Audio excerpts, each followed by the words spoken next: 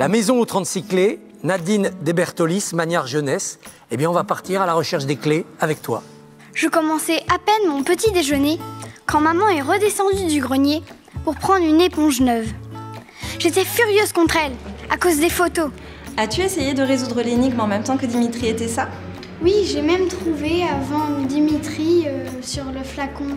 Et quel est ton personnage préféré dans l'histoire? C'est Dimitri parce qu'il trouve beaucoup d'énigmes mais un peu toujours en retard. Et voilà. Je vous passe ces remarques du genre « J'ai les mains pleines de poussière parce que moi, je suis en train de ranger ce bazar géant pendant que d'autres font la grasse matinée. » Comment as-tu imaginé et construit ton histoire? Alors, j'ai d'abord eu l'idée d'un manoir, d'un vieux manoir, c'est ce qui m'est venu en premier. Et j'avais envie qu'il y ait plein de portes fermées à clé, parce que je voulais une histoire très mystérieuse et énigmatique. Et je trouvais que c'était ce qu'il y avait de plus intriguant, des portes fermées sans qu'on sache ce qui se cachait derrière. Donc en fait, j'ai d'abord eu ça comme idée, je ne savais pas moi-même ce qui se trouvait derrière les portes.